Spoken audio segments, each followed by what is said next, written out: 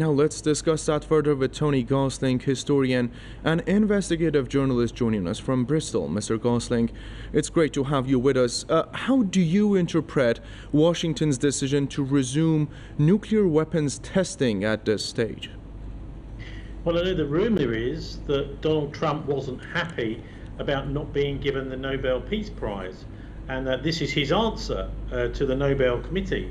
But more seriously, the Test Ban Treaty, Nuclear Test Ban Treaty, which was signed in 1963, just after the Cuban Missile Crisis, where many say the world came closest so far to a nuclear exchange, largely due to the United States. Curtis Lee May and other American generals believed that they could start, fight and win a nuclear war.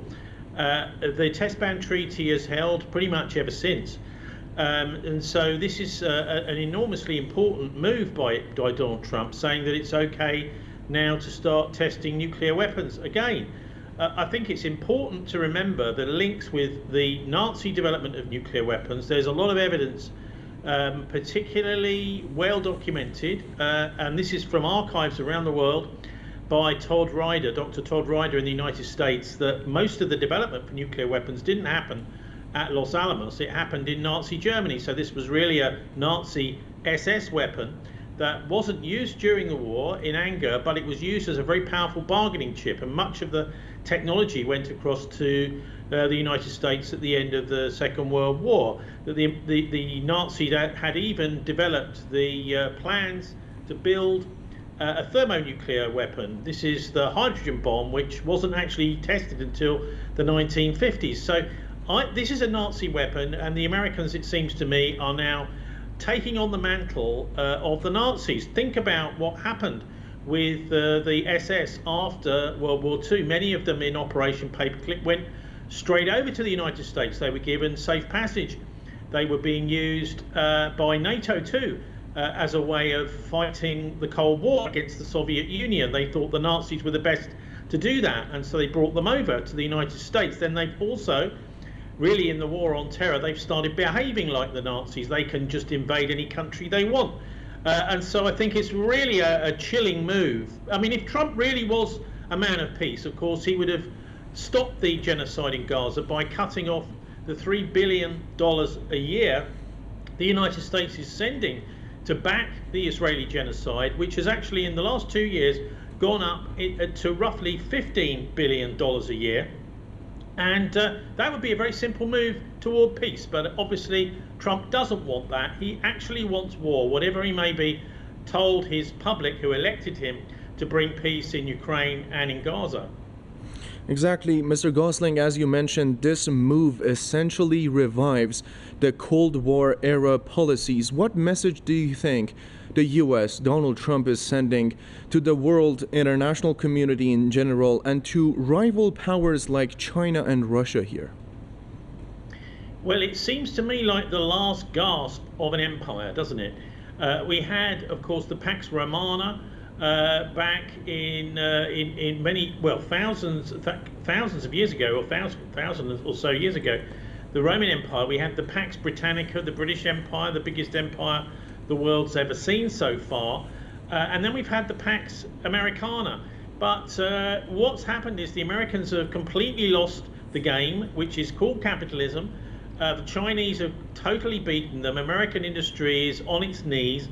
And so it seems to me that the only option, if a dying empire refuses to admit that its day is over, is for them to start preparing war and weapons to try and take by force that which they have failed to take fairly on the economic battlefield.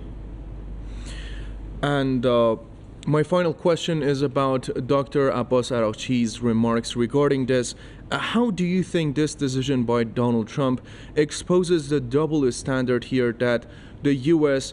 is preparing for more nuclear posture of intimidation while they are threatening that they will destroy Iran's peaceful nuclear program? Well, I mean, it really is rank hypocrisy to start pointing the finger at Iran, isn't it? And by the way, the Americans have been renewing their nuclear weapons in Europe. They've been flying nuclear weapons into here in Britain without any discussion or debate. So that is not popular amongst the anti-nuclear campaigners in Britain. But I think when it comes to nuclear testing, we must understand that the West has been cheating for many years. Obviously, the Test Ban Treaty is an atmospheric test, so they've been conducting underground tests, which can only really be detected by things like satellites and seismographs, so they don't tell us about those. But they also, by the way, they use what are called fusion reactors. These are supposed to be civil test beds, but if you talk to any physicists in the know, they'll tell you these things will never produce civil nuclear energy. They are really just there to create the conditions of a hydrogen bomb or a nuclear explosion. So they've been using these so-called civil reactors to actually test live conditions of a nuclear explosion. So they've been cheating on this anyway for many years. And also there is some evidence that neutron bombs have been being used by the Israelis, who are also, of course, a nuclear power.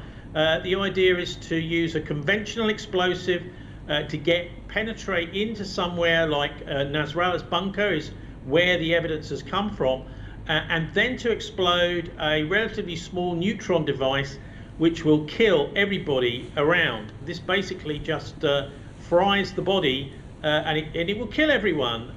Neutron weapons are a type of nuclear weapon, and there may well be other types of nuclear weapons which the public is not being told about. So this move by Trump really does, I think, should worry the world, and maybe that is exactly what it is supposed to do. Whether the Americans will really be crazy enough to use nuclear weapons is another question, but they seem to be wanting to go as far as they can down the line, even threatening nuclear-armed Russia.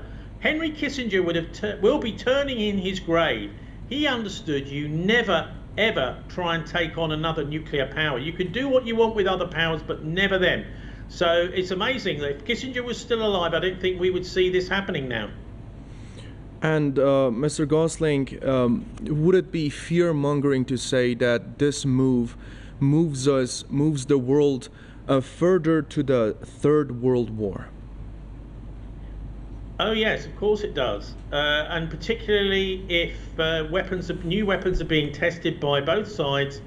I think it's quite clear that war is becoming more and more of an option as the US economy starts to fold.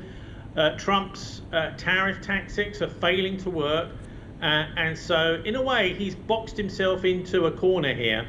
I can remember going to RAF Cosford here in Staffordshire, which is a fantastic Royal Air Force museum, and there was a demonstration in there about the Cuban Missile Crisis, the point in 1962 where the world came so very close to a confrontation between the United States and Soviet Russia. That was President Kennedy.